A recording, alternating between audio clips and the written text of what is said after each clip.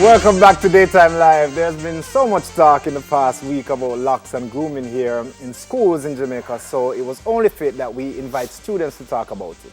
Welcome Jaheim Stennett, founder, Caden Hewitt, co-founder, and Emily Williams, it's Jaden actually, and Emily Williams, public relations and communications specialist of It's My Hair. Welcome. Thank you very much for having us. Hey Thank you, guys. Rahim. Hi, what's up? Excellent. So, yeah, first of all, tell us about It's My Hair. Tell us about that. Tell us a little bit about that. So, It Is My Here Jamaica is a movement that was created in Montego Bay among a group of friends who sought to, let's say, alleviate the hair discrimination in schools that is happening all over Jamaica today. It started about a month ago, prior to the lock situation blowing up.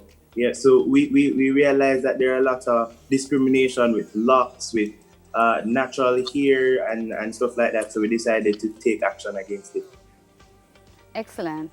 Cool. All right, so we noticed that your hashtag Free the Youths. Tell us a little bit about that movement.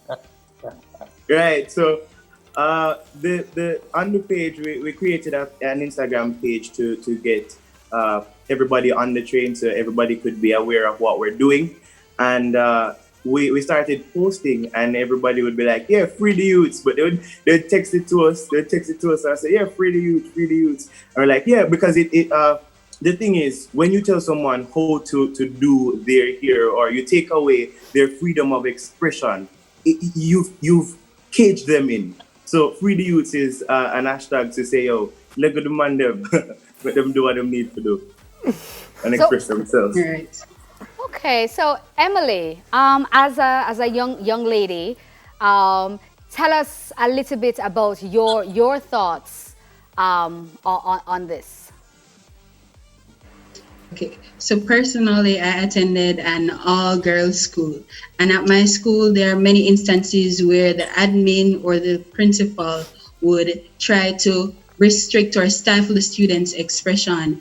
And this is seen as a big issue because we are coming from a stage of primary socialization at home where we're told to embrace our beauty or our authentic hairstyle and so on. And when we go into the educational system, which is secondary socialization, that view is contradicted. And so we are looking at it differently. They're telling us to straighten our hair or it should lie down. And if we have our hair or 4C type hair out, it is seen as unkept or not tame. And this is something that we, as natural hair persons, really don't like, especially to see that we are in school and we are learning and the hair does not affect our learning capacity. Yeah, well, understand them thing. Because when I used to go to school, it used to be high top business. Me used to have a high top. I used to pat it down tight, and go to school, and it was always a problem. But yet still, me used to see other youths with hair fall over, lie down half of it, fall over. I used to wonder if it's not the same. It's not the same kind of length. Well, let's pause. When you say other youths, you mean persons like lighter people, like not necessarily. No, but you have to have hair we can fall over. so- no, but I know white people alone have I'm just straight saying hair. other. That's my point. Lighter hued people. No, we have Indians too. Indians are They're lighter lighter hue skin. too. And even and that is it too. We got a testimony from one specific student who attends at school. The school was in Asterix, so we're not sure. He said that there is a specific Indian boy at his school who has his hair plait all the way down to his waist, and they say nothing to him. But the person who has like a high haircut with their natural hair, they're told to cut it before they come back to school. They cannot enter the compound with it and so forth, and so they have to trim it low to the scalp. So, more just jump in and ask something from the other perspective, though. Is this allowing of freedom of expression, not opening a can of worms where people go and start, if we say, all right, you know what, this is how you express themselves, this is how you express yourself, so you're allowed to wear your hair this Blue. way. Yeah, Next week. so next week now you see Everybody have a blue student hair. come in now with purple hair and say, Spike boy, hair. some me like wear my hair and this is how I identify and this is what I feel is expressive of myself. Yeah. Are we then going to allow these Yeah. things? Kaden, in what's school? your thoughts on that? You've been so quiet. Jaden, Well, as much as I personally share that view that, oh, if we're to allow students to be able to express themselves, then we will have a breakout. There will be chaos in schools. But I beg to differ.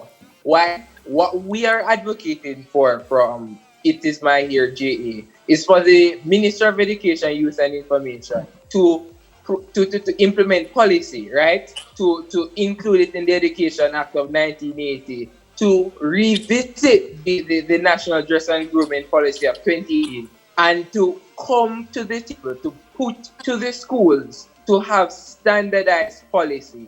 So yes, we are aware that persons want to express themselves, but we're not advocating for chaos. What we're advocating for is for there to be standardization, for there to be equality and freedom from discrimination, which is one of the guiding principles of the National Hair and Grooming Policy of 2018. Just want to say, Jadon, when you come to run for Prime Minister, I'll be voting for you, sir. Because the fact that you're talking about standardization and implementation of policy and coming to the table, you're a man of my own heart. Never stay in the devil's advocate seat.